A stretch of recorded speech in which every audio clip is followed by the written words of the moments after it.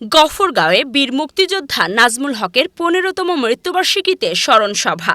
জুলাই অভ্যুত্থানের শহীদ পরিবার ও নির্যাতিত নেতাকর্মীদের সম্মাননা প্রদান। স্বাধীনতার চেতনা পুনরুদ্ধারে জাতীয় ঐক্য প্রয়োজন বললেন ডাক্তার এজেডএম জাহিদ হোসেন। বিস্তারিত দেখুন আশরাফ আলী ফারুকীর প্রতিবেদনে। বীর মুক্তিযোদ্ধা নাজমুল হকের ১৫তম মৃত্যুবার্ষিকী উপলক্ষে স্মরণ সভা অনুষ্ঠিত হয়েছে। শনিবার বিকেলে রাওনা ইউনিয়নের শফিউদ্দিন উচ্চ বিদ্যালয় সংলগ্ন মাঠে নাজমুল হক ফাউন্ডেশনের উদ্যোগে এই সভার আয়োজন করা হয়। অনুষ্ঠানে প্রধান অতিথি ছিলেন বিএনপির স্থায়ী কমিটির সদস্য ডাক্তার এজেডএম জাহিদ হোসেন।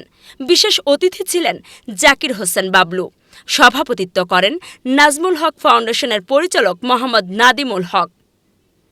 সভায় বক্তব্য রাখেন ময়মনসিংহ দক্ষিণ জেলা বিএনপির যুগ্ম আহ্বায়ক আলমগীর মাহমুদ আলম, জেলা বিএনপির সাবেক যুগ্ম আহ্বায়ক ও বর্তমান কমিটির সদস্য আক্তারুজ্জামান বাচ্চু, উপজেলা বিএনপির সাবেক সাধারণ সম্পাদক শেখ মোহাম্মদ ইসহাক, উপজেলা বিএনপির সাবেক যুগ্ম আহ্বায়ক মোহাম্মদ মুশফিকুর রহমান, পৌর বিএনপির সাবেক আহ্বায়ক ফজলুল হক, সাবেক যুগ্ম আহ্বায়ক অ্যাডভোকেট ফতাহ খান, পাগলা থানা বিএনপির সাবেক আহ্বায়ক ও বর্তমান দক্ষিণ জেলা বিএনপির সদস্য ডাক্তার মোফাক্খারুল ইসলাম রানা, জেলা শ্রমিক দলের সাবেক সাধারণ সম্পাদক মুফিদুল ইসলাম মোহন, কৃষক দল কেন্দ্রীয় কমিটির সহ সাংগঠনিক সম্পাদক সাদেকুর রহমান এবং নাজমুল হক ফাউন্ডেশনের পরিচালক মোহাম্মদ নাহিদুল হক, উপজেলা বিএনপির সাবেক যুগ্ম আহ্বায়ক জালাল উদ্দিন জালাল।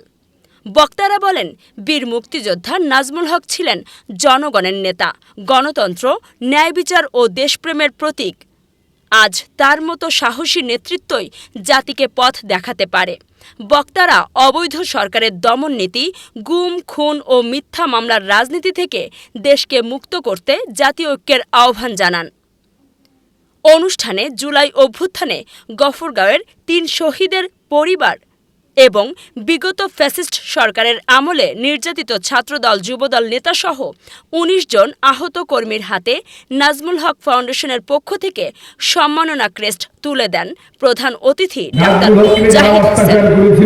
সভায় নেতারা মুক্তিযুদ্ধের চেতনায় দেশ পুনর্গঠনের অঙ্গীকার ব্যক্ত করেন। আপনাদের অবশ্যই নড়ে বসা উচিত,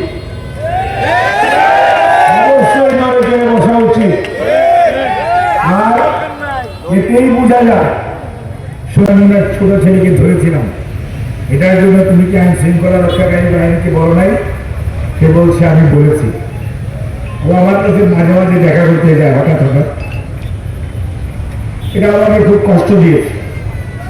যে মানুষটাকে আমরা এত শ্রদ্ধা করি, সেই মানুষটার বাড়িতে কিচ্ছু নাই, কেউ থাকে না। আপনারা দেখছেন সমকালের কণ্ঠ। প্রতি মুহূর্তের খবর পেতে চোখ রাখুন সমকালের কণ্ঠে।